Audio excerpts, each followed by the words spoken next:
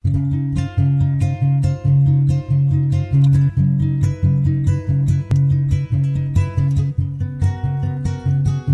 salam budaya, sampurasun untuk pemirsa yang melihat kegiatan ini. Jadi pada kesempatan ini saya ingin menceritakan mengenai konsep pameran karya-karya saya yang anyar, yang baru.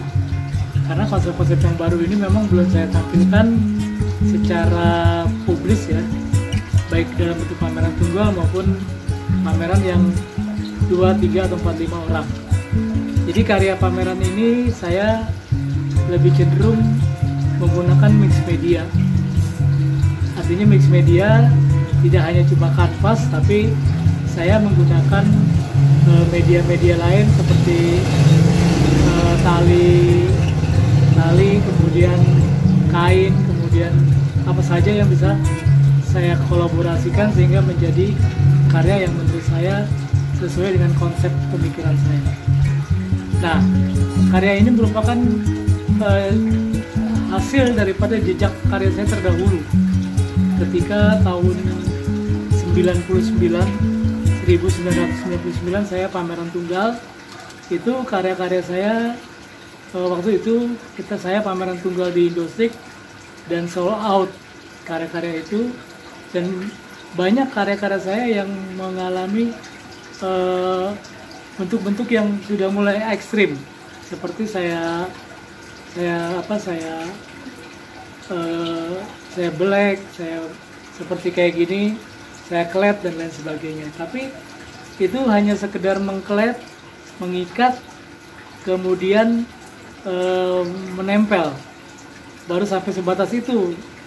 Nah, ternyata hampir 15-20 tahun kemudian, sampai detik ini 2020, gagasan itu muncul kembali, jejak itu mulai terlintas di dalam pemikiran-pemikiran saya setelah saya mempelajari tentang pengetahuan dari Sunan Gunung Jati. Nah, leluhur saya Sunan Gunung Jati, atau disebut juga dengan Raja Cirebon pertama, inilah yang membuat gagasan itu muncul. Ketika saya membaca karya-karyanya tentang proses bagaimana hubungan antara Cirebon dengan Champa, dengan Cina, dengan Madagaskar, dan di situ seorang Sunan Gunung Jati yang di salah satu Wali 9 itu mengadakan perjalanan untuk mengambil rempah-rempah.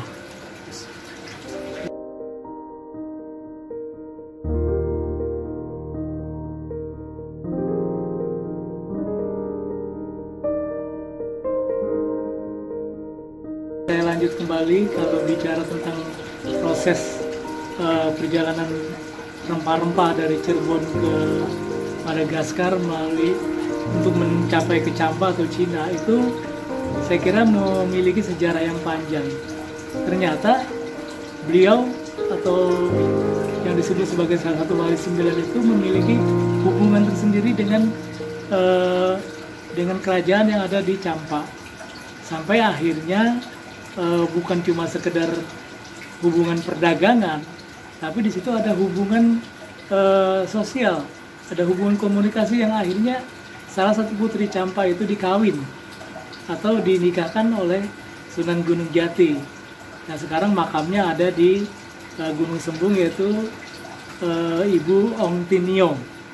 Nah, jadi saya kira hubungan-hubungan ini yang menarik yang ingin saya sampaikan kepada pemirsa mengenai konsep karya saya. Nah, karya saya bergerak dari arah sana. Ketika saya mempelajari tentang buku Jala Sutranya Sunan Gunung Jati, di mana dengan Jala Sutra ini beliau bisa melebarkan sayap. Beliau, pengertian Jala Sutra adalah mengikat. Mengikat artinya seperti jala yang disebar atau disaring ke berbagai pelosok. Nah, seperti orang menangkap ikan sehingga jala itu mengena, dan itu terjadi benar. Faktanya memang kita bisa menguasai jaringan rempah-rempah yang ada di wilayah Cirebon dan Champa tadi.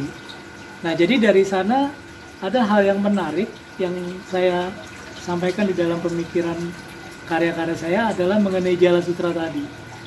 Ternyata setelah dikaji secara hakiki, ternyata Jala Sutra itu lebih kepada tentang bagaimana kita bisa menguasai materi.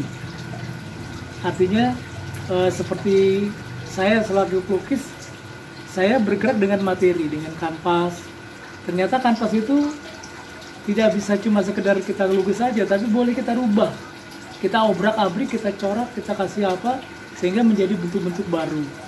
Nah, pemikiran-pemikiran ini yang membuat akhirnya secara hakikat bahwa materi itu adalah fana. Jadi karena fana itulah dia bisa dirubah kemana saja kita.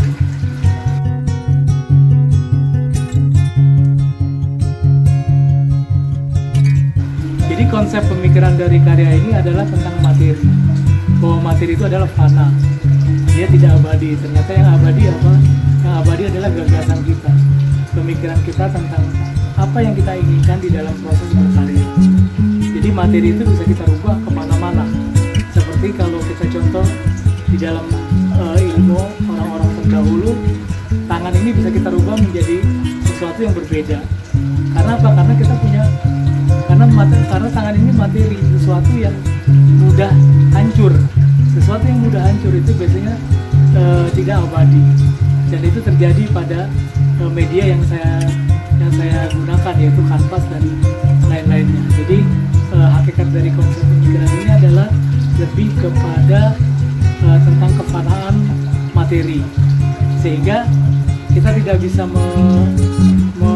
mengidolakan atau membanggakan, oh ini karya saya, ini enggak, karena semua itu proses perjalanan dan itu akan bergerak terus sesuai dengan pergerakan spirit kita. Karena karya-karya ini, konsep-konsep ini saya bangun dari proses perjalanan spirit saya di dalam kehidupan sehari-hari, sehingga apapun yang kita lakukan, yaitulah gerakan. Artinya apa? Gerakan yang memang mengarah kepada hal-hal yang sifatnya spirit. Dan pengalaman saya selama ini memang saya sering beberapa kali masuk rumah sakit, itu pun menjadi bagian dari proses dalam berkarya. Dan itu saya nikmati. Itu saya nikmati dan itu saya syukuri bahwa ini adalah bagian dari proses itu sendiri untuk mencapai sesuatu yang subtil. Makanya di karya-karya saya tidak berpikir kepada karya-karya lain, yang penting saya berpikir kepada gagasan saya tentang bagaimana materi itu adalah materi itu adalah fana, artinya tidak abadi. Jadi saya kira itu konsep yang saya sampaikan di dalam karya-karya saya. Ini salah satu karya yang saya tampilkan juga di belakang saya. Itu ada beberapa karya, mungkin nanti bisa saya berikan foto yang lebih lengkap lagi karya-karya lain. Saya kira begitu. Terima kasih atas perhatiannya. Salam budaya, Sampurasun.